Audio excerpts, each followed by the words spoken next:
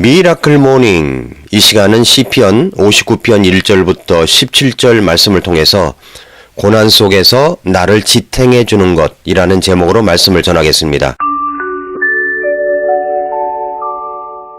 1993년도에 나온 영화로 해리슨 포드가 주연한 도망자라는 영화가 있었습니다.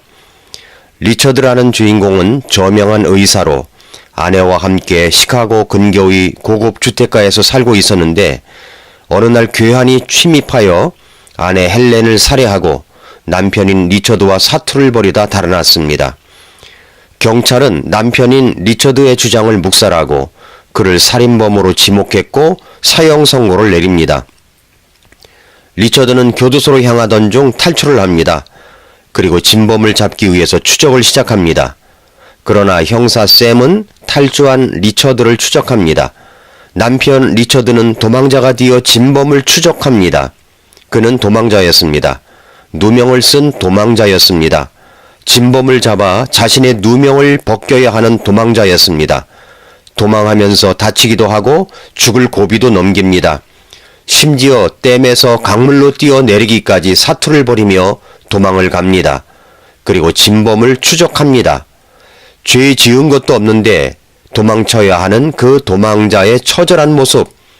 그 영화는 정말 오래된 영화인데도 기억에 남아 있습니다. 여러분은 그 도망자의 삶을 아십니까? 그렇게 도망치는 삶을 살아간 사람이 있었습니다. 잘못한 것이 없었습니다. 그가 한 것이라곤 나라를 위기에서 구출한 것뿐이었습니다. 그러나 나라의 통수권자인 대통령의 시기와 질투로 인하여 목숨이 위협받는 지경까지 가게 되었습니다. 그래서 그는 도망을 칩니다. 그가 바로 다윗입니다.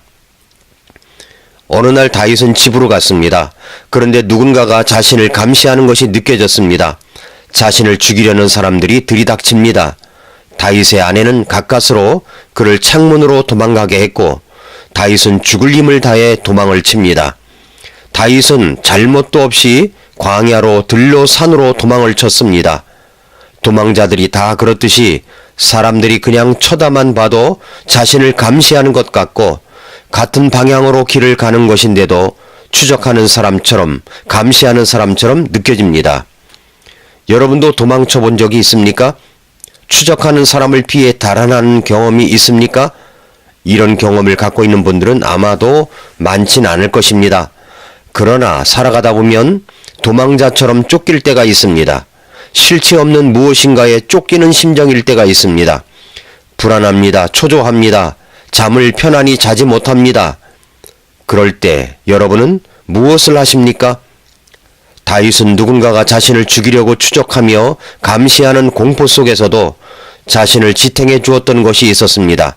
시편 59편의 표제어는 사울이 사람들을 보내매 그들이 다윗을 죽이려고 집을 감시할 때 지은 시라고 되어 있습니다. 그 위급한 상황 속에서 그는 어떻게 그 공포의 순간을 견뎠을까요? 첫째로 하나님이 보고 계심을 알았기 때문에 기도할 수 있었습니다. 시편 59편 1절부터 5절을 보면 오 나의 하나님이여 내 원수들에게서 나를 건지시고 나를 치려고 일어나는 자들에게서 나를 보호하소서. 불법을 행하는 자들에게서 나를 건지시고 피 흘리는 자들에게서 나를 구원하소서. 보소서 그들이 내 혼을 잡으려고 숨어서 기다리며 강력한 자들이 모여서 나를 치려 하거니와 오 주여 그것은 나의 범법 때문도 아니요 나의 죄 때문도 아니로소이다. 내가 허물이 없으나 그들이 달려와서 자신을 예비하오니 깨셔서 나를 도우시고 바라보소서. 오 주 만군의 하나님 곧 이스라엘의 하나님이요 그런즉 주께서는 모든 이교도들을 징벌하시기 위하여 깨소서.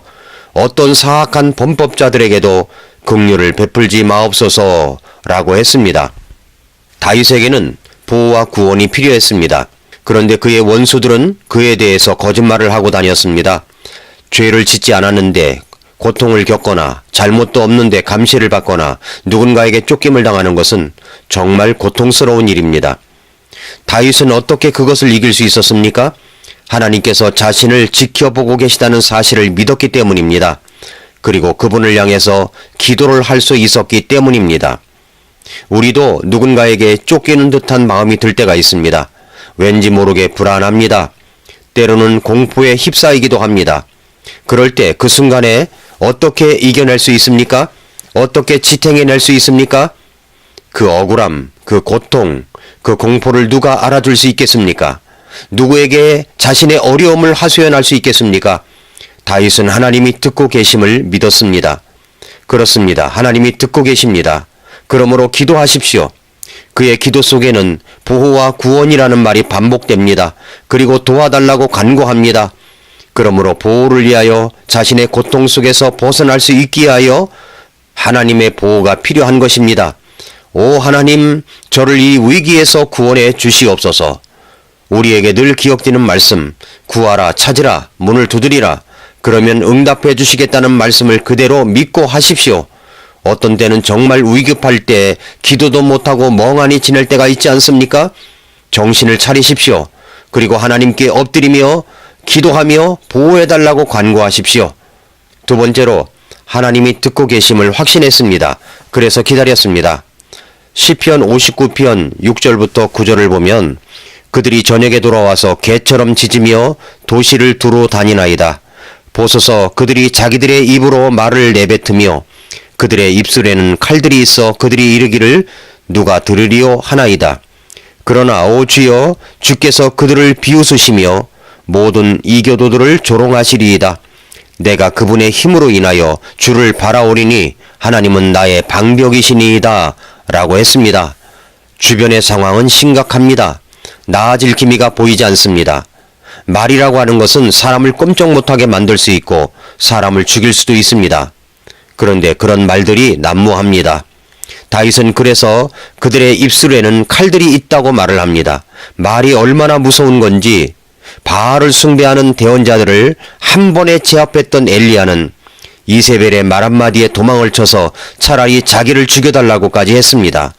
말은 정말 무섭습니다. 사실 나의 몸을 구타하는 폭력도 무섭지만 말로 하는 폭력은 그에 못지 않습니다. 오늘 본문에서 그들이 하는 말이 어떤 말입니까? 네가 그렇게 기도한다고 누가 듣겠느냐? 그러니까 너를 건질 자는 없다고 하는 것입니다. 내 주변에 위급한 상황을 만났을 때, 그래서 쫓기고 쫓기는 그런 다급함이 있을 때 우리는 무엇을 해야 합니까? 엎드려 기도해야 합니다. 그리고 그 하나님이 나의 말을, 나의 기도를 듣고 계심을 확신해야 합니다. 그리고 기다리는 것입니다. 우리 주님이 들으셨다는 확신이 있다면 나는 기꺼이 기다릴 수가 있습니다. 주님은 나의 방벽이라는 확신, 듣고 계시다는 확신을 가지면 기다릴 수 있습니다.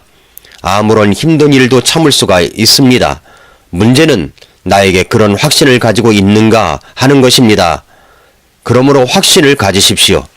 셋째로 하나님이 다스리신다는 것을 확신했습니다. 그리고 그것을 믿었습니다. 시편 59편 10절부터 13절을 보면 내게 긍휼을 베푸시는 하나님께서 나보다 앞서 가시리니 곧 하나님께서 나로 하여금 내 소원이 내 원수들 위에서 이루어짐을 보게 하시리이다. 그들을 죽이지 마옵소서. 내 백성이 잊을까 염려하나이다. 오 우리의 방패이신 주여, 주의 권능으로 그들을 흩으시고 낮추소서. 그들의 입의 죄와 그들의 입술의 말들로 인하여 그들이 스스로 교만한 가운데 사로잡히게 하옵시며 그들이 말하는 저주와 거짓말로 인하여도 그리되게 하옵소서. 진노로 그들을 소멸시키시되 그들이 없어지도록 소멸시키사 하나님께서 야곱 안에서 땅의 끝들까지 다스리심을 그들이 알게 하소서라고 했습니다. 하나님은 다윗에게는 긍휼을, 다윗의 원수에게는 심판을 주셨습니다. 다윗은 하나님이 자기의 원수들을 흩으시고 멈추시며 소멸시켜 주실 것을 기도했습니다. 그래서 하나님께서 다스리시는구나 하는 사실을 알게 해달라고 간구합니다. 다윗은 솔직한 기도를 드렸습니다. 하나님이 다스리십니다. 그것을 확신하고 믿는 것은 너무나도 중요한 것입니다. 마지막으로 하나님이 구원하심을 확신했기에 찬양했습니다. 시편 59편 14절부터 17절에 보면 또 그들이 저녁에 돌아와서 개처럼 짖으며 도시를 두루 다니게 하소서. 그들이 먹을 것을 찾아 위아래로 헤매게 하시고 만족하지 아니하면 불평하게 하소서. 오직 나는 주의 권능을 노래하며 참으로 아침에 주의 긍휼을 크게 노래하리니 주께서 나의 고난의 날에 나의 방벽과 피난처가 되셨나이다. 오 나의 힘이시여 내가 주께 노래하리니 하나님은 나의 방벽이시여 나를 긍휼히 여기시는 하나님이시니이다 라고 했습니다. 우리가 사람들의 행동을 멈추게 할 수는 없습니다. 우리가 다른 사람들이 하는 말을 멈추게 할 수 없습니다. 다윗의 아내 미갈은 지금 떠나지 않으면 아침이 오기 전에 남편이 죽겠다고 생각하여 밤중에 창문으로 도망을 치게 하였습니다. 그러나 그런 와중에서도 다윗의 마음은 평온을 가질 수 있었습니다. 왜 그랬을까요? 그것은 하나님이 어떤 분이신가를 알았기 때문입니다. 그는 하나님에 대하여 하나님은 어떤 분이라고 노래합니까? 하나님은 나의 방벽이십니다. 하나님은 나의 피난처이십니다. 하나님은 나의 힘이십니다. 도망자에게 있어서 방벽과 피난처는 엄청난 위안이 되는 곳입니다. 도망가는 그 와중에서도 하나님은 나의 방벽, 하나님은 나의 피난처, 하나님은 나의 힘이시라고 노래하고 노래하는 다윗을 보시기 바랍니다. 사랑하는 성도 여러분, 애청자 여러분, 여러분은 여러분의 고난의 날에 부를 수 있는 노래가 있습니까? 그 노래의 이유는 무엇입니까? 내가 비록 도망자라고 할지라도, 내가 비록 고난의 날에 있다고 할지라도 그 하나님이 나의 방벽, 나의 피난처, 나의 힘이시라는 확신을 갖고 있는 사람들은 노래가 있고 그 노래하는 사람들에게는 평안과 감사가 있습니다. 그러므로 오늘도 미라클 모닝입니다.